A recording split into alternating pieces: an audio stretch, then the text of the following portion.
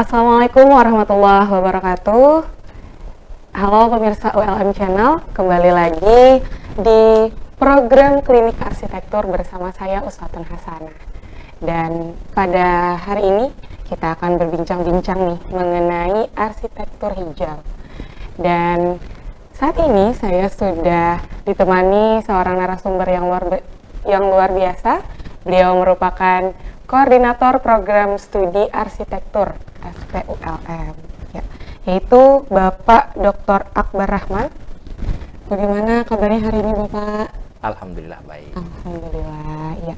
Baik. Nah, sebagai pengantar terlebih dahulu nih, Pak, mengenai arsitektur hijau. Jadi konsep dari arsitektur hijau itu seperti apa, Pak? Baik. Nah, mungkin saya juga perlu menjelaskan dulu apa sih arsitektur hijau itu kan. Ya. Nah, jadi kalau kita berbicara arsitektur itu sendiri asal katanya itu dulu dimaknai oleh seorang ilmuwan begitu yang bernama Vitruvius, di mana Vitruvius ini memaknai bahwa arsitektur itu adalah isi dari suatu ilmu yang memperhatikan kekokohan, struktur, dan estetika. Nah, itu adalah arsitektur. Nah, jadi 3 pilar ini dimaknai sebagai arsitektur oleh Vitruvius. Lalu kemudian inilah membedakan, misalkan kalau kita membangun itu hanya berbicara kekokohan dan kekuatan, itu bukan arsitektur. Nah, karena arsitektur itu harus ada nilai estetikanya, keindahannya. Nah, itu menurut Vitruvius, dan itu yang dipegang oleh semua ilmuwan setelahnya, karena Vitruvius ini kan hidup 100 tahun sebelum Masehi, jadi sudah puluhan abad begitu ya. Nah, lalu kemudian arsitektur itu berkembang dinamis gitu ya, berkembang sesuai dengan kondisi zaman, di mana kemudian di awal abad ke-19 itu muncul revolusi industri. Nah, revolusi industri ini ditandai dengan semakin gencarnya pembangunan karena produksi dari industri itu sangat cepat ya. Setelah saat itu misalkan James Watt menemukan mesin uap gitu ya, jadi segala aktivitas manusia itu menjadi lebih cepat gitu, kemudian produksi juga lebih cepat. Nah, ini menuntut kemudian eksplorasi alam di zaman revolusi industri itu di awal abad ke-19. Nah, kemudian revolusi industri itu terus berkembang karena eksploitasi yang luar biasa. Lalu kemudian muncul kerusakan di mana-mana di muka kita, di bumi kita gitu ya. Dan salah satu yang menjadi isu mengglobal itu adalah pemanasan global. Pemanasan global ini sendiri muncul pada tahun 70-an, di mana grafik suhu permukaan bumi itu naik dari angka 0 naik gitu ya. Nah, di tahun 70-an, kemudian tahun 80-an itu mulai ada keresahan oleh ilmuwan termasuk di bidang arsitektur. Nah, bahwa di tahun 80-an itu banyak pertemuan-pertemuan ilmiah dilakukan, kemudian dicetuskan pada tahun 87 adanya konsep baru pembangunan, yaitu sustainable development, pembangunan berkelanjutan. Nah, inilah kemudian yang menjadi orang tuanya arsitektur hijau. Nah, di situ. Lalu kemudian para ilmuwan arsitek ya, kampus-kampus, kemudian praktisi itu mulai mendiskusikan bahwa kita perlu mendefinisikan ulang terkait arsitektur atau menambahkan makna baru arsitektur itu. Di belakangnya ada hijau atau green arsitektur gitu ya, arsitektur hijau, bahwa kita tidak lagi bisa memikirkan arsitektur itu hanya soal kekokohan, kekuatan, atau estetika. Kita juga harus memasukkan nilai-nilai keberlanjutan di dalamnya. Nah, Itulah kemudian bahwa arsitektur hijau ini adalah anak dari konsep pembangunan berkelanjutan. Nah, maka dari itu kemudian arsitektur hijau itu adalah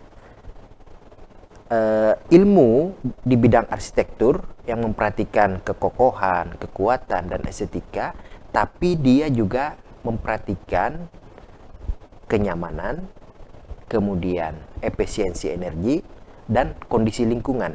Nah, jadi berkembang. Makna dari arsitektur sendiri ditambahkan konsep green tadi, hijau. Hal itu harus diperhatikan.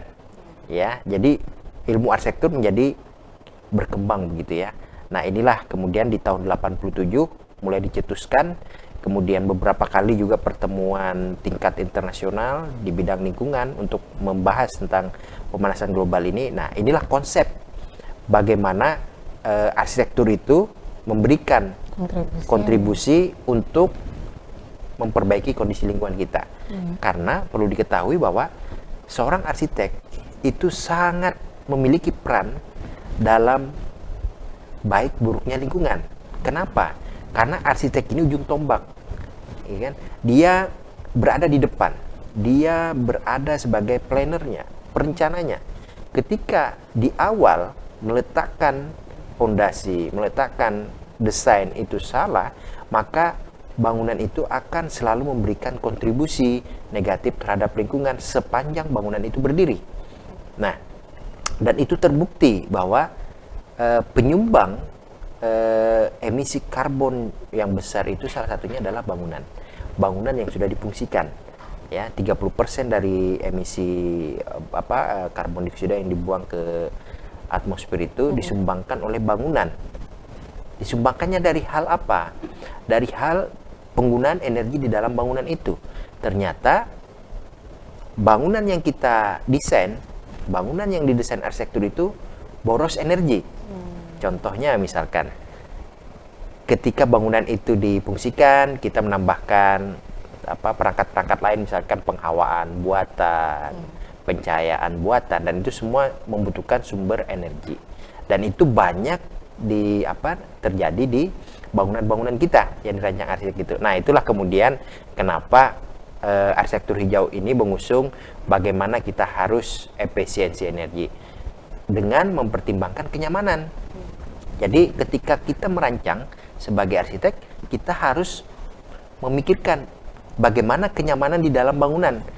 Kenapa? Karena kenyamanan itulah yang memicu energi itu tambah banyak digunakan. Misalkan di dalam ruangan itu terasa panas, lalu kemudian si penghuni pasti ingin mendinginkan ruangan. Nah, dengan cara apa mendinginkannya? Ditambahkanlah AC, ditambahkanlah kipas angin. Karena si arsitek tadi menciptakan bangunannya, merancang bangunannya tidak nyaman. Nah, lalu kemudian arsitektur hijau harus memperhatikan kenyamanan. Nah, itu contoh misalkan kenyamanan yang terkait dengan thermal. Kenyamanan yang lain apa? Misalkan kenyamanan terhadap pencahayaan tadi, ya kan? Oh, ternyata ruangan itu gelap pada siang hari, sementara aktivitas kita tinggi. Berarti kita harus memberikan kenyamanan untuk penglihatan kita, visual kita, agar aktivitas tetap ini. Maka kemudian ditambahkanlah lampu, ya kan? Jadi meskipun siang tetap menggunakan lampu. Nah, ini kan adalah salah satu bukti bahwa oh, ternyata bangunan itu memberikan kontribusi terhadap penggunaan energi yang banyak begitu, atau boros energi. Nah, lalu kemudian arsitektur hijau ini itu diupayakan mereka yang merancang seharusnya mengikuti kaidah-kaidah arsitektur hijau. Bagaimana merancang agar pada siang hari si penghuni itu tetap memanfaatkan pencahayaan alami begitu, sinar matahari, ya kan? Kemudian pada siang hari bisa memanfaatkan sirkulasi udara yang bagus, ventilasi dan sebagainya terbuka, dan itu adalah kaidah yang harus ini. Kemudian bagaimana kemudian kita merancang bangunan itu memberikan nilai positif terhadap lingkungan kita. Dalam artian lingkungan di sini bukan hanya fisik, tapi juga non fisiknya. Non fisiknya apa? Sosial budaya, masyarakat sekitar. Nah, ini harus diperhatikan. Maka kemudian arsitektur hijau ini adalah arsitektur yang ideal untuk kondisi yang saat ini, di mana kita sedang memerangi pemanasan global yang sekarang berdampak luar biasa, begitu ya, ke segala sendi kehidupan masyarakat kita. Apa yang kita rasakan? Ya, efeknya itu, dampaknya itu yaitu apa namanya, curah hujan tinggi, ya, cuaca ekstrim itu kemudian dibuntuti dengan bencana-bencana dan sebagainya. Dan ini kan sangat merugikan. Padahal kita memiliki kontribusi juga untuk memperbaikinya di bidang arsitektur dengan mengusung konsep arsitektur hijau gitu. Iya. Mantul sekali nih Pak. Berarti arsitektur hijau ini secara tidak langsung ya berangkat dari isu pemanasan global tadi ya Pak. Betul. Dan artinya melalui arsitektur hijau ini maka secara tidak langsung menjadi tanggung jawab seorang arsitek untuk membuat bangunan yang peduli akan lingkungan, kemudian tidak hanya sekedar kekokohan dan estetika tadi ya Pak, namun juga memperhatikan keadaan lingkungan itu seperti apa, dan juga hasilnya mampu untuk digunakan saat sekarang dan juga masa yang akan datang. Ya, gitu ya, jadi arsitektur hijau itu kan dia berbicara bukan hanya hari ini, tapi dia berbicara masa depan. Gitu. Karena pembangunan yang berkelanjutan. Berkelanjutan. Iya. Nah, kalau untuk ciri utama nih Pak dari arsitektur hijau itu apa Pak? Jadi arsitektur hijau itu kadang-kadang ada yang mencirikan, oh bangunan itu banyak vegetasinya, gitu kan. Kemudian dicat warna hijau. Ini keliru sebenarnya gitu kan. Arsitektur hijau itu lebih dari itu, ya, lebih dari itu. Jadi lebih dari itu apa maksudnya? Jadi mungkin bangunan kita memasang penghijauan yang banyak di dalam ruangan, memasang vegetasi di dinding, di atap dan sebagainya, tapi itu belum tentu hijau. Karena konsep hijau itu sendiri tadi yang saya katakan di awal bahwa dia harus memperhatikan kenyamanan. Nah, apakah ketika kita menanam pohon itu kita meletakkannya sesuai dengan kaidah itu? Ya, kaidahnya apa? Misalkan pohon itu tidak menghalangi pencahayaan, ya kan? Jadi semua itu harus dilihat secara detail bahwa arsitektur hijau itu dia memiliki prinsip-prinsip kaidah yang harus diikuti. Ketika pohon itu misalkan kita letakkan di depan jendela kita saja, di depan rumah, tapi kalau itu menghalangi cahaya masuk ke dalam rumah, nah ini tidak sesuai dengan kaidah arsitektur hijau. Kemudian ketika kita letakkan vegetasi kita itu di depan jendela, kemudian dia menghalangi aliran udara, ini tidak sesuai. Nah, jadi arsitektur hijau itu adalah ilmu, ya, pengetahuan yang di dalamnya sangat kompleks, sehingga kita sebagai arsitek harus mengikuti kaidah-kaidah itu. Jadi bukan sekedar menempelkan atau memasukkan unsur hijau vegetasi tadi, tapi ada kaidah yang harus diperhatikan. Jadi misalkan bangunan itu berciri arsitektur hijau, dia betul-betul yang pertama sudah terbukti dia hemat energi. Nah, hemat energi dapat dari mana? Ya sederhana. Jadi kalau misalnya siang hari dia tidak menggunakan pencahayaan buatan, tidak menggunakan lampu untuk penerangan. Kemudian pada siang hari dia tidak menggunakan penghawaan buatan AC, atau bahkan sepanjang hari, itu akan lebih bagus lagi.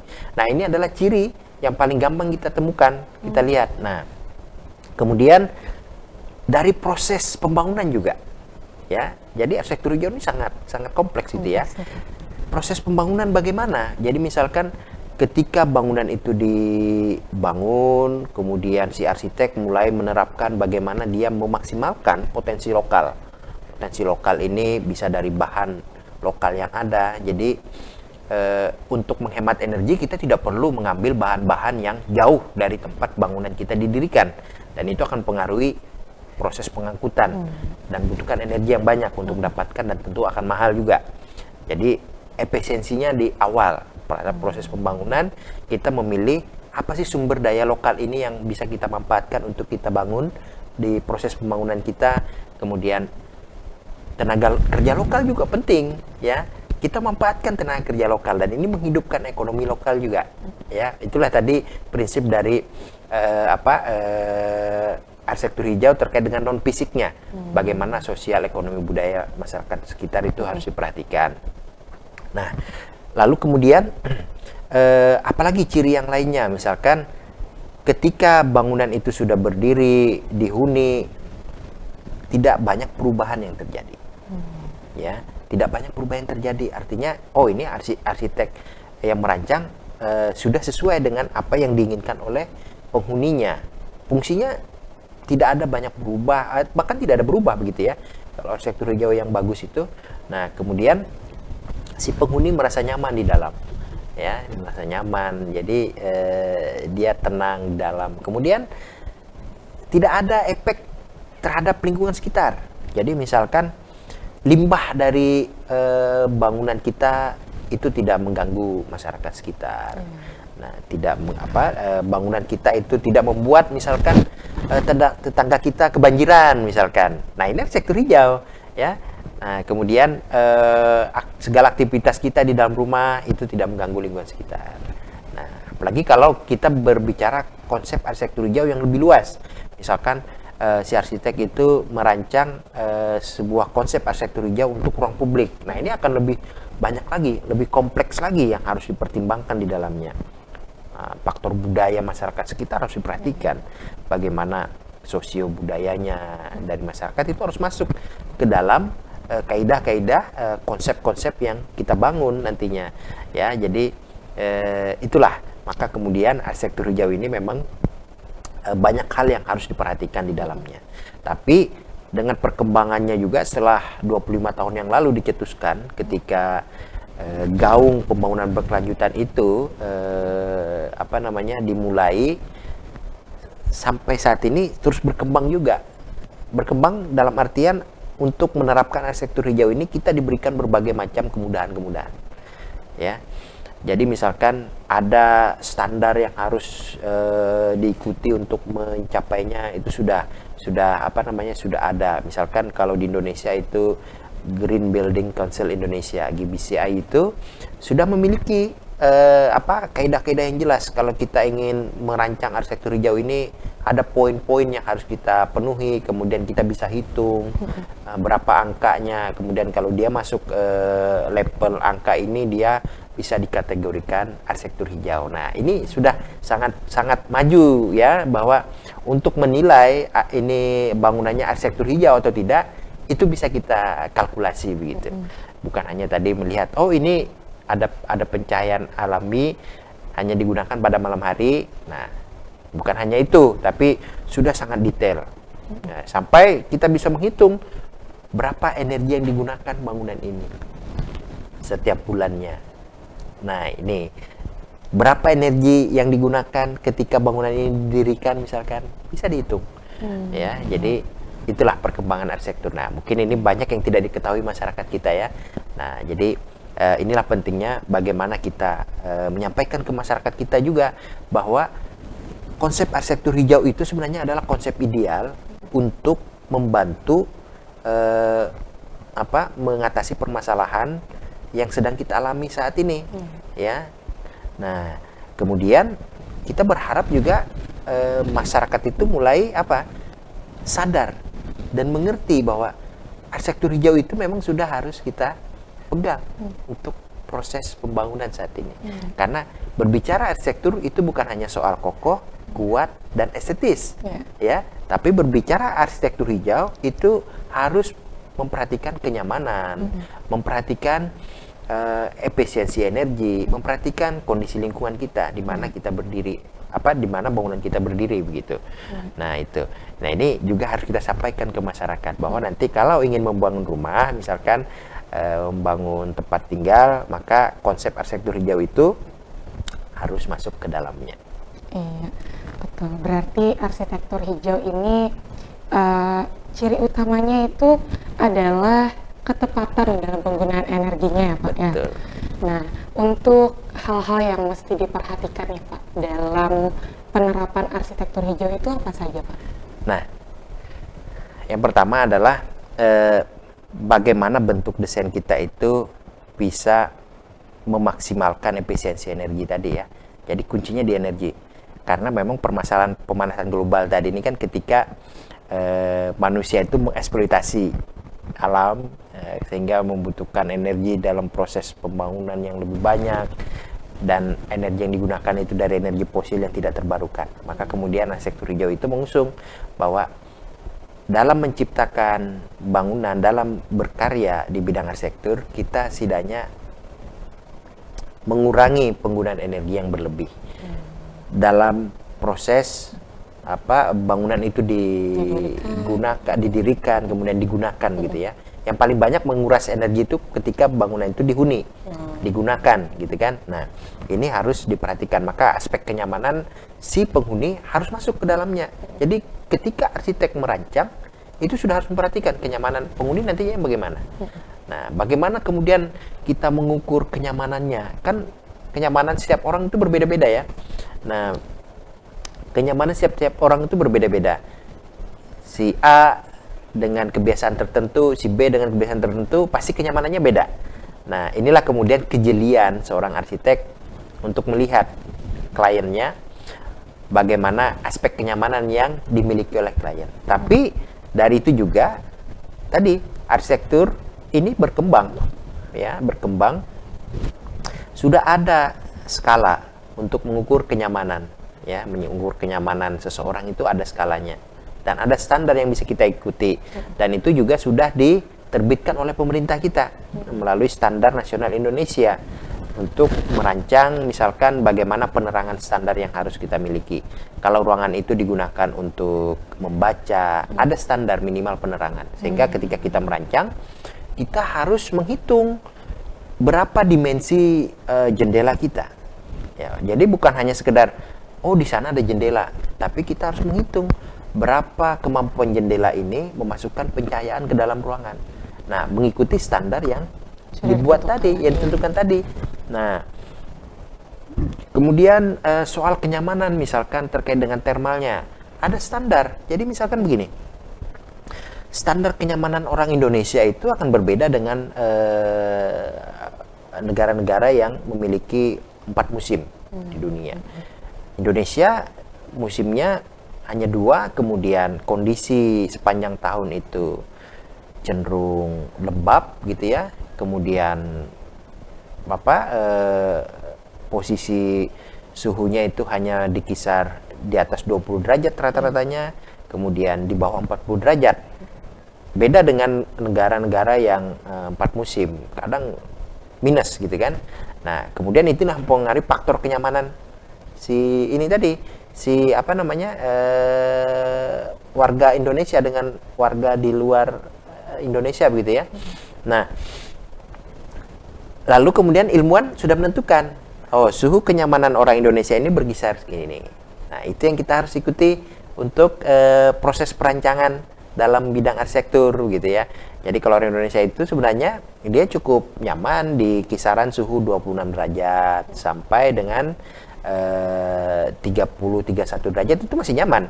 Ya, masih nyaman. Nah, ada yang keliru selama ini yang kita perhatikan begitu ya, bahwa pada kondisi suhu 26 derajat pun, 27 derajat pun, masyarakat kita sudah menyalakan AC.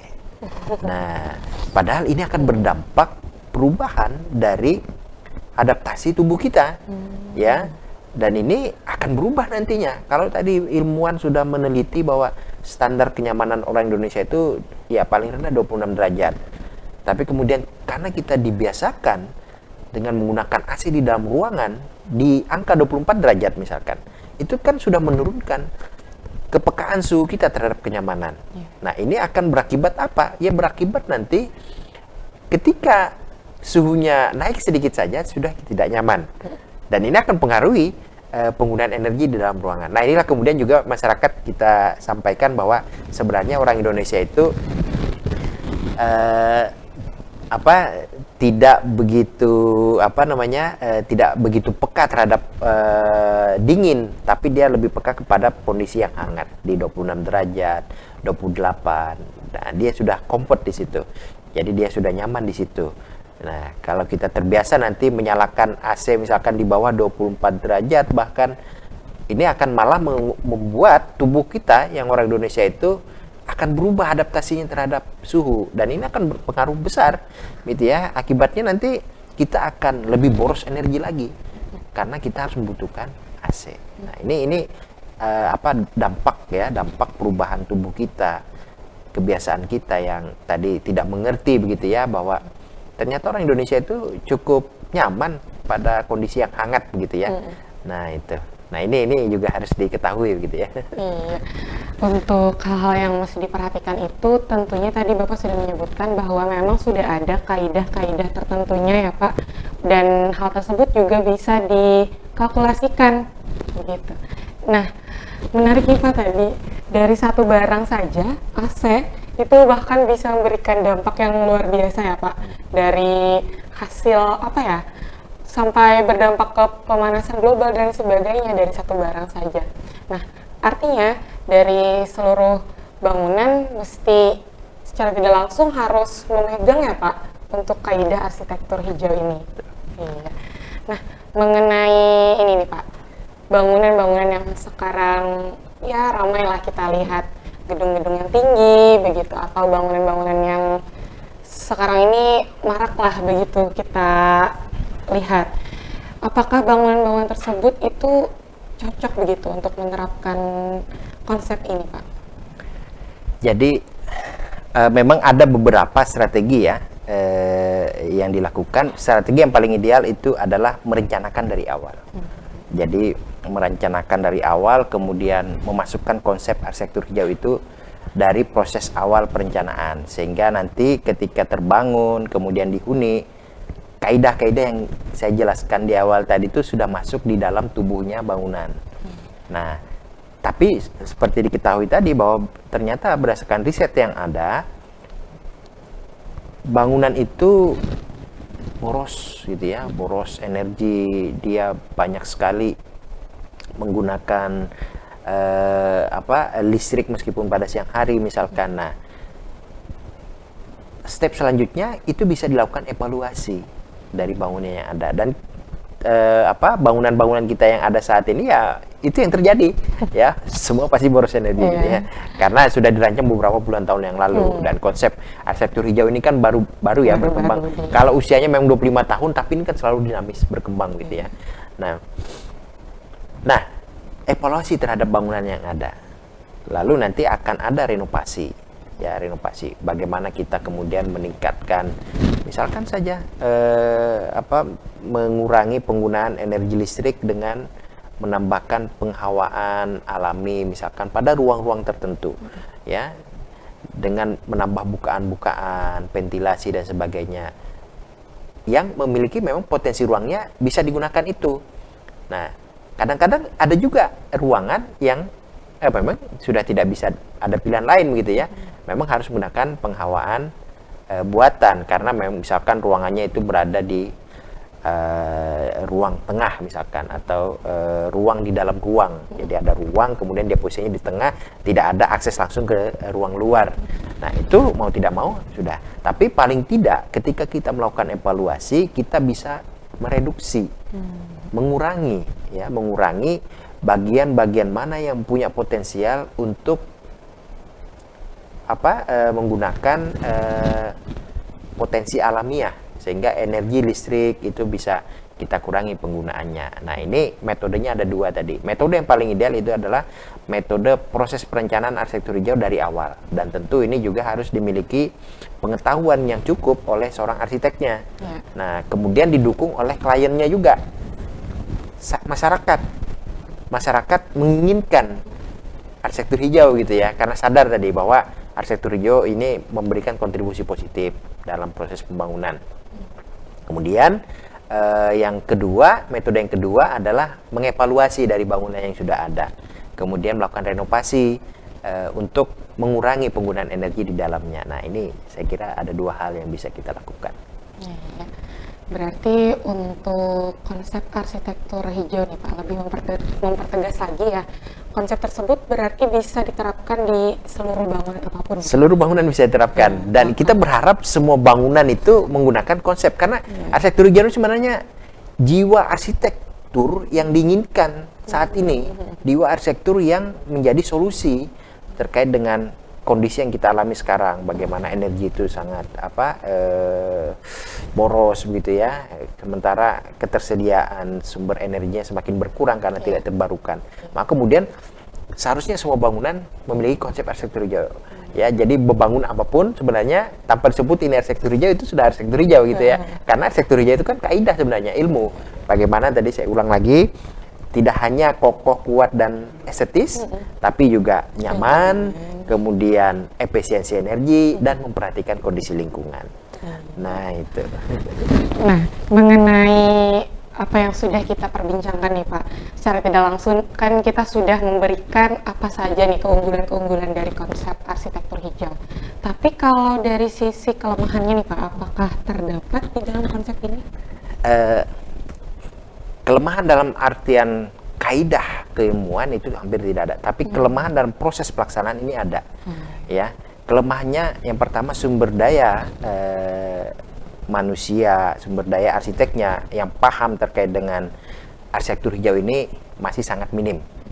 Nah, jadi ini yang menjadi mungkin kendala jadinya ya, akibatnya kemudian arsitektur hijau itu tidak bisa membumi, tidak bisa menjadi membuat bangunan-bangunan yang kita dirikan itu bisa maksimal konsep arsitektur hijau yang diterapkan. Kemudian arsitektur hijau ini kendalanya adalah biaya awalnya terkadang itu mahal, terkadang mahal. Nah, tapi tadi dengan menggunakan konsep memanfaatkan potensi lokal itu bisa direduksi, ya bisa dikurangi, menekan harga di sana. Nah, tapi pada proses yang lainnya, misalkan saat ini kan banyak tuh teknologi yang digunakan untuk menghemat energi, misalkan memasang solar panel. Nah, solar panel. Jadi memanfaatkan pencahayaan sinar matahari sebagai pencahayaan. Nah, itu biayanya mahal di awal. Tapi ketika bangunan itu difungsikan itu murah. Nah, ini juga harus dimulai kita biasakan di rumah-rumah kita, misalkan kita pasang solar panel. Nah, mungkin belum bisa untuk digunakan semuanya untuk mengganti energi listrik, tapi setidaknya kita bisa menggantikan untuk pencahayaan misalkan di teras kita, di ruang luar kita yang kadang hidupnya 12 jam gitu ya, dari sore sampai pagi misalkan. Nah, dengan menggunakan solar panel biaya awalnya mahal. Ini tantangannya ya, tapi ketika itu bangunan sudah menerapkan penggunaan solar panel, biaya penggunaannya nanti akan menekan harga pengeluaran di rumah ya. Nah, ini juga harus terbiasa juga kita. Di Indonesia harus sudah banyak menggunakan solar panel, apalagi kita melimpah kan. Kita ini berada di di garis ekuator, di khatulistiwa begitu, di mana sepanjang tahun kita melimpah pencahayaan sinar matahari gitu, sehingga ini bisa dimanfaatkan untuk mengurangi penggunaan energi listrik dalam rumah. Jadi mulailah sekarang kita pasang solar panel di bangunan kita begitu. Nah, kalau di negara-negara yang sudah maju, bahkan solar panel itu menjadi nilai ekonomis. Jadi ada lahan terbuka, kemudian itu dimanfaatkan untuk memasang solar panel, kemudian solarnya itu bisa digunakan bersama di sebuah kawasan gitu. Dan masyarakat bisa membeli tapi lebih murah dibandingkan dia menggunakan energi listrik dari misalkan kalau kita PLN gitu dia lebih murah. Nah, ini kan salah satu untuk mengurangi penggunaan energi yang bersumber dari fosil tadi yang tidak terbarukan dengan menggunakan tenaga surya. Nah, ini harus, kita kan belum ada nih, mungkin yang ada saat ini hanya untuk pemanas air gitu ya, dipasang solar panel untuk pemanas air, tapi belum sampai sejauh itu menggantikan penggunaan tenaga listrik ya. Sebenarnya kalau konsep ini, konsep arsitektur hijau itu bisa diterapkan, kita bisa mendesain dari awal bagaimana misalkan posisi atap kita supaya bisa menerima lebih banyak surya tadi ya masuk ke solar panel kita. Nah, itu bisa dirancang oleh arsitek. Nah, makanya tadi arsitektur hijau ini banyak kaidah di dalamnya yang harus dimiliki oleh pengetahuan oleh si arsitek ya, sehingga menjadi hambatannya adalah ketika arsitek itu sendiri tidak mengetahui kaidah-kaidah ini. Ya, itu kelemahannya. Jadi memang kita di dunia perguruan tinggi, misalkan di program studi arsitektur Universitas Lambung Angkurat itu saat ini sudah konsen.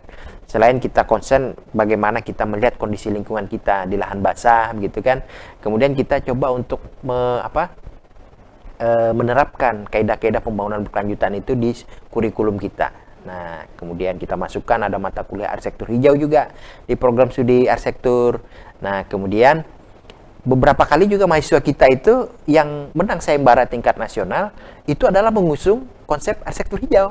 Nah, ini artinya apa? Bahwa arsitektur hijau ini memang sudah menjadi kebutuhan gitu ya, kebutuhan dalam berarsitektur yang ideal. Nah, itu.